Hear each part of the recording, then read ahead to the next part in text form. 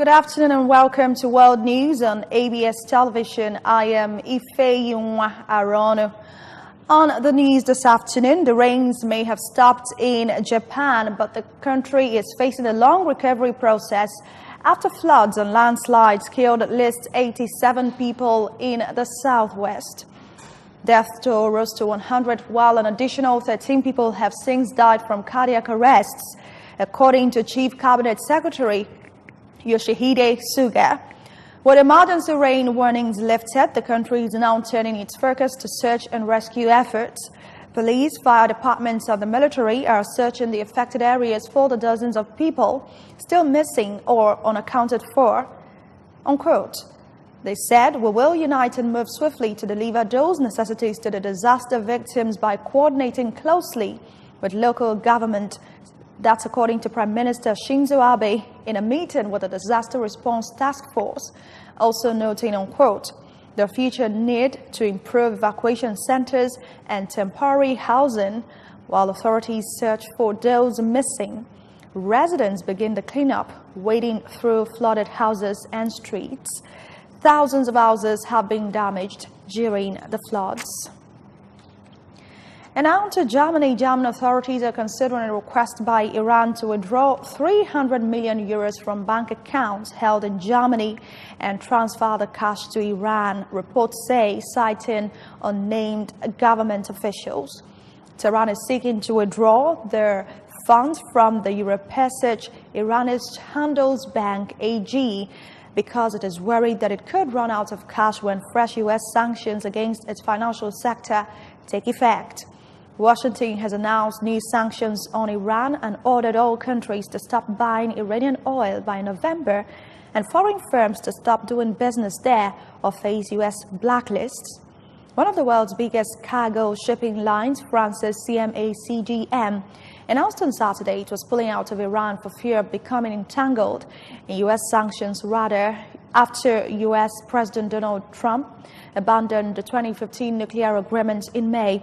Iran told the German Financial Supervisory Authority it needed the cash from the accounts to pass on to Iranian citizens that require cash while traveling abroad, given their inability to access recognized credit cards.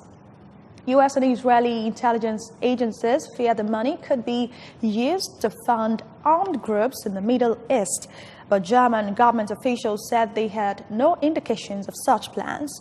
Foreign ministers from the 5 remaining signatory countries to the nuclear deal, Britain, France, Germany, China and Russia, offered a package of economic measures to Iran on Friday, but Tehran said they did not go far enough.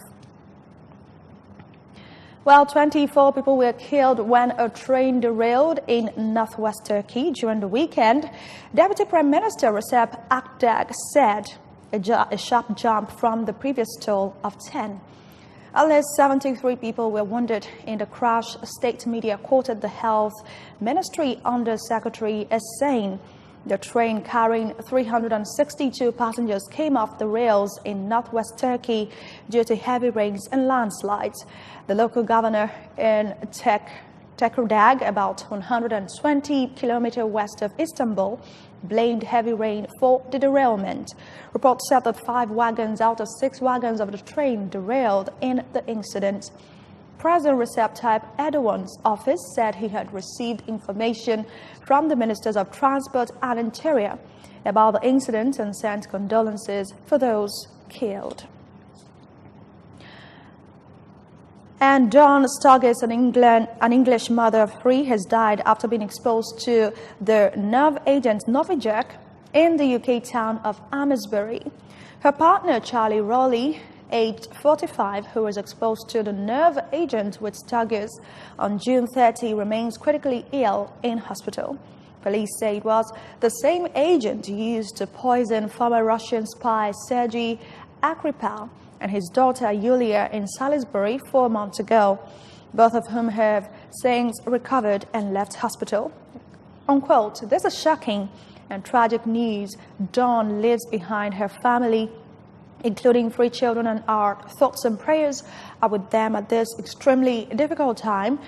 Head of UK Counter-Terrorism Policing Neil Basu told reporters, Tributes have flowed on social media, where Facebook friend Martin Bond describes Sturgis as, unquote, a mother of a beautiful daughter and a good person.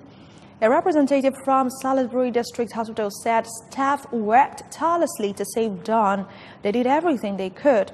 Police had said the latest poisoning was likely to be deliberate, and that Sturgis and Raleigh were probably accidentally exposed to contaminated materials.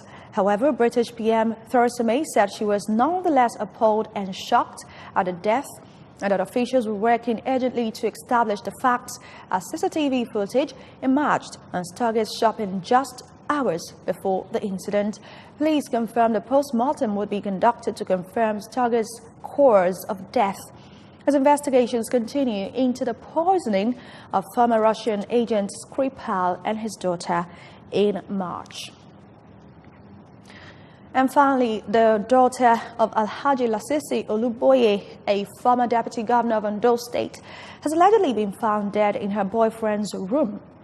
According to reports, Adenike Oluboye was found dead in the room of her boyfriend Adeyemi Alao in the Okaro area of Akure, the Ondo State capital. Adenike was said to be a student of the Adekunle Ajasin University Akumba Akoko, Ondo State. Reports said the young woman had been declared missing for the past 6 days before her lifeless body was found under a bed in the room of the suspect. When contacted on the matter, the police public relations officer in the state, Mr. Femi Joseph, confirmed the incident and said some suspects had been arrested in connection with the death of the undergraduate. Unquote, I can confirm to you that the incident happened and we have arrested some suspects, but the Commissioner of Police, Mr. Benga Adeyanju, will address this press on the matter, Joseph added. And gunmen have kidnapped two entertainers, Ugo Stevenson and Izunna Obiako in Owerri, Imo State, and demanded millions of naira as ransom for their release. Stevenson, a 2008 winner of Nigeria Music Awards, is a popular high-life musician, writer, and public commentator, while Obiako is the chief executive officer of Twin Star Lightning and Stage House in Owerri. The 2008 award winner was reportedly kidnapped around the World Bank area while he was going home. His wife, who confirmed his abduction in a telephone conversation with Reuters, said the kidnappers had established contact with her, demanding 5 million naira as ransom for his release. Distressed Stevenson's wife, who said she spoke with her husband, stated that the kidnappers contacted her 2 days after kidnapping her husband. The abduction of the two entertainers has generated spontaneous outcry as his friends and fans have taken to the social media, especially Facebook, to condemn their abductions and demand their immediate release unconditionally. The State Police Public Relations Officer, Mr. Andrew Enwerem, who confirmed the abduction of Stevenson, said the process of rescuing the victim had commenced. Unquote, Stevenson was kidnapped somewhere in Owerri West local government area. The Commissioner of Police has ordered the processes that would necessitate his release. We are working to ensure that the kidnapped victim is rescued alive and hurt and the kidnappers arrested without delay, he said. The abductions of the duo came few days after a popular activist, Paul C. Wala, was released after the payment of 7 million naira as a ransom.